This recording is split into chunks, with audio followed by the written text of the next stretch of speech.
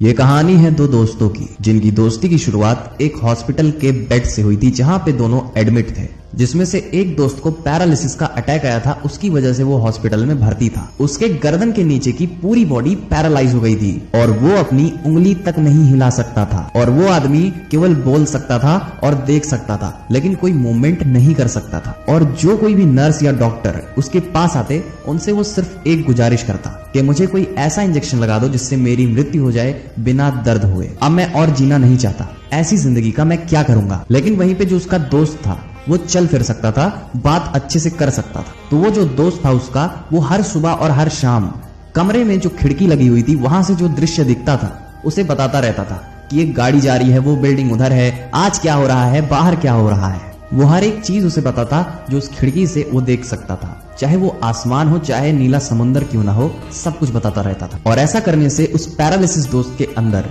जीने की एक नई उम्मीद जाग चुकी थी। और अब वो पैरालिसिस दोस्त एक नई सुबह और एक नई शाम को इंतजार करने के लिए बेकरार था, क्योंकि वो चाहता था कि नीचे क्या हो रहा होगा वो अपने दोस्त के मुंह से सुनना चाहता था। कुछ दिन ऐसा प्रोसेस चलता रहा, लेकिन अगली सुबह जब उसका दोस्त उठता है तो वो देखता है कि मेरा दोस्त वहां पे नहीं है, बेड खाली हो चुका है और वो पैरालिसिस वाला दोस्त अकेला वहां पे लेटा हुआ है।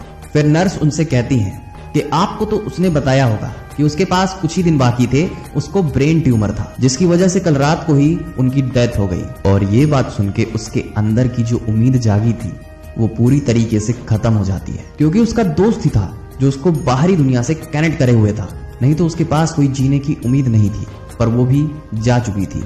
और उसके बाद कुछ दिनों तक वो लगातार रोता रहा और फिर अंत में उसने जीने की चाह ही छोड़ दी। लेकिन उसके अंदर एक ये भी चाहत जाग गई थी कि मरने से पहले मैं भी देखना चाहता हूँ कि इस खिड़की से क्या दिखता है, कितने खूबसूरत नजारे, लोग और चीजें दिखती हैं। और जैसे जैसे उसकी ये चाह बढ़ने लगी, वैसे वैसे उसके बॉडी में मूवमेंट स्टार्ट हो गई, जिसकी वजह से जो उसका पैरालिसिस वाला अंग था वो भी थोड़ा मूवमेंट करने लगा। और ऐसा रोज रोज ट्राई करने से उसने एक दिन अपनी पूरी ताकत झोंक दी अपने आप को खड़ा करने में। और फिर जो हुआ उसको सुन के आप भी कहोगे कि ये कोई मैजिक से कम नहीं है। वो एक नॉर्मल इंसान की तरह खड़ा होके दिखा ही दिया सबको। लेकिन थोड़ी ही देर में वो गिर पड़ा वहां से, क्योंकि वो चलना पूरी तरीके से भूल चुका था और उसका बैलेंस संतुलित नहीं था।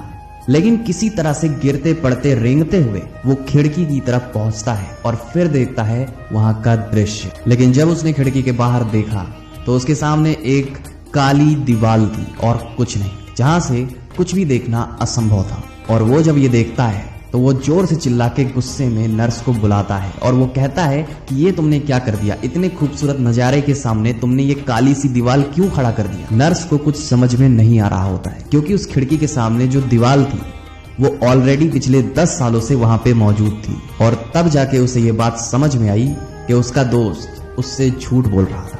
और ये बात वो आदमी उस नर्स से भी पूछता है कि जब ये काली दीवार इतने दिनों से है तो मेरा दोस्त मुझसे झूठ क्यों बोलता रहा कि इस खिड़की के बाहर बहुत ही अच्छे नजारे दिखते हैं। फिर नर्स मुस्कुराते हुए कहती है कि देखिए, मुझे ये तो नहीं पता कि उन्होंने आपसे झूठ क्यों बोला, लेकिन मुझे एक बात पता है कि उन्होंने जो कुछ भी आपसे कहा वो कहने से आपके अंदर जीने की चाहत जाग उठी, जिसकी वजह से आप आज उस बेड से खड़े होके मेरे सामने खड़े हैं। तो दोस्तों, इस कहानी से हमें ये सीखने को मिलता है कि जो हमारे शब्द हैं, जो हमारे वर्ड्स हैं, वो बहुत ज्यादा पावरफुल होते हैं। आपके वर्ड्स ही हैं जो किसी भी आदमी को गिरा भी सकते हैं और किसी भी गिरे हुए आदमी को उठा भी सकते हैं। ये टोटली आपके ऊपर निर्भर करता है कि आप अपनी इस पावर को किस तरह से यूज करते हैं। आप इसको अच्छी चीजों में यूज करते हैं या इसका मिसयूज करते हैं, ये टोटली आपके ऊपर डिपेंड करता है। दोस्तों, हम उम्मीद करते हैं कि आपको ये स्टोरी पसंद आई होगी।